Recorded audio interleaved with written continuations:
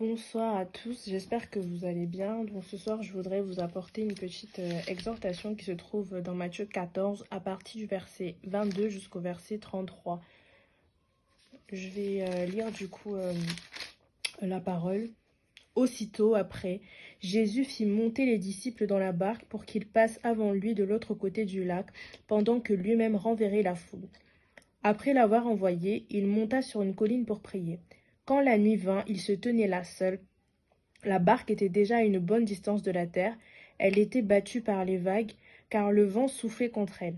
Tard dans la nuit, Jésus se dirigea vers ses disciples en marchant sur l'eau. Mais quand ils le virent marcher sur l'eau, ils furent bouleversés par la peur et dirent: C'est un fantôme. Et ils se mirent à pousser des cris de frayeur, mais aussitôt Jésus leur parla. Prenez courage, leur dit-il, c'est moi, n'ayez pas peur.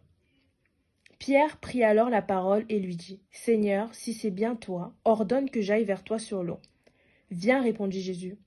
Pierre sortit de la barque et se mit à marcher sur l'eau pour aller à Jésus.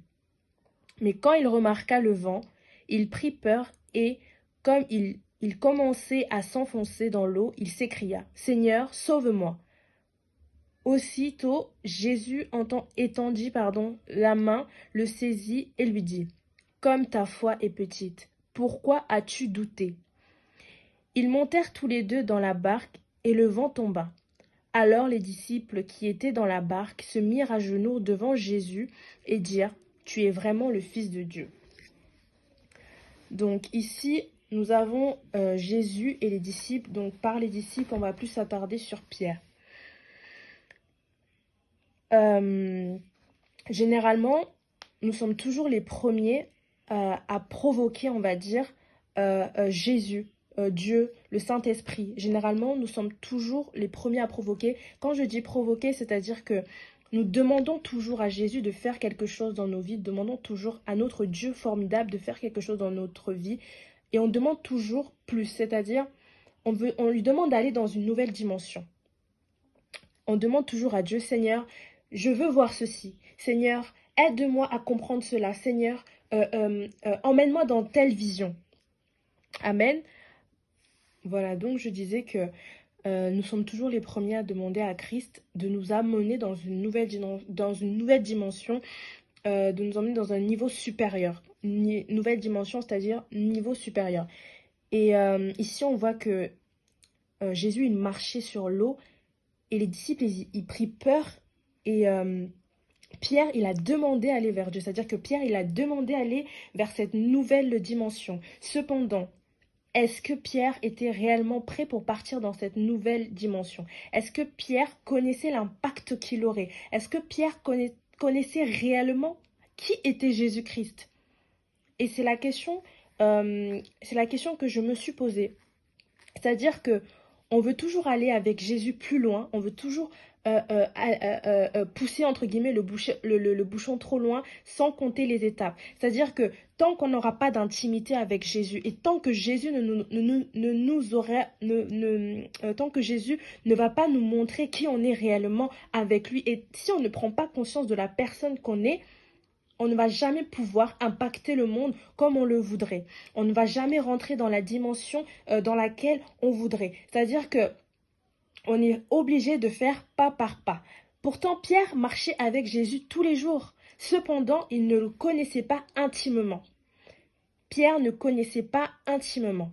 Et lorsque Jésus lui a donné cette capacité-là de marcher sur l'eau, Pierre a douté. Pierre a douté.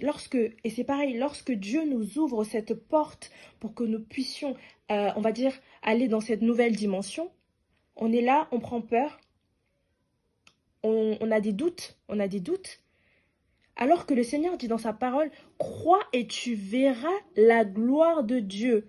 C'est-à-dire que si Pierre connaissait réellement Christ, si Pierre avait réellement cette intimité, et si Pierre se connaissait vraiment et connaissait l'impact qu'il avait et qu'il croyait fortement à cette parole que Jésus lui dit quand il lui a dit viens, s'il avait cru en cette parole, cette fois-là, Pierre aurait marché sous l'eau et serait allé rejoindre Jésus. Et nous, on est un peu comme Pierre. On est comme Pierre. On aime demander à Dieu sans savoir qui est réellement Dieu. On aime demander énormément sans savoir qui nous on est réellement. Et à chaque fois que Dieu veut nous faire rentrer dans une nouvelle dimension, nous sommes les premiers à avoir peur parce qu'on n'était pas préparés. Le Seigneur, il nous laisse. Il nous laisse. C'est-à-dire que, vu que lui, il connaît l'impact que nous, on peut avoir, il nous laisse. Mais c'est à cause de nous qu'on n'arrive pas à monter dans une nouvelle dimension. Tant que notre esprit ne sera pas tourné complètement vers Christ, tant que notre esprit ne connaîtra pas l'impact que nous avons dans ce monde, on ne pourra jamais monter dans une nouvelle dimension. On ne pourra pas voir au-delà. C'est-à-dire que le Seigneur a préparé plein de choses pour nous. Certes, nous, on les demande, mais si on n'est pas préparé, on ne peut pas aller à ce niveau-là et on ne peut pas monter sur ce niveau-là. Donc, c'est le message que j'ai eu dans mon cœur. Et durant ce temps de confinement, je pense que le but que Dieu veut nous faire comprendre, c'est qu'il faut se préparer. Se préparer à rentrer dans une nouvelle atmosphère, dans une nouvelle saison. Mais pour pouvoir arriver à cela, nous devons prendre le temps de connaître Christ, c'est-à-dire de vraiment approfondir l'intimité avec Christ et vraiment prendre conscience de qui nous sommes sur cette terre. Beaucoup n'ont pas conscience de qui ils sont sur cette terre. C'est pour ça que beaucoup tombent. C'est pour ça que beaucoup lâchent la main de Christ. Parce que dès qu'il y a une petite difficulté, parce que la petite difficulté ici, c'est quoi? C'est verset 30, mais quand il remarqua le vent, il prit peur. C'est-à-dire que le vent, c'était la petite difficulté qu'il avait, Pierre. Donc, dès qu'il y a un petit souffle, un petit vent qui vient, un petit nuage, on va dire, qui vient, qui nous dérange, on est les premiers à lâcher la main de Dieu parce que nous ne savons pas qui est réellement Dieu et nous ne nous connaissons pas. Donc, durant ces temps de confinement, je voudrais vraiment exhorter tout le monde à créer cette intimité avec Dieu, apprendre à le connaître pour ne pas plus tard, dans nos prières, étant donné que nous demandons à aller toujours plus loin avec Dieu, ne pas rater l'occasion, parce que Pierre a raté l'occasion.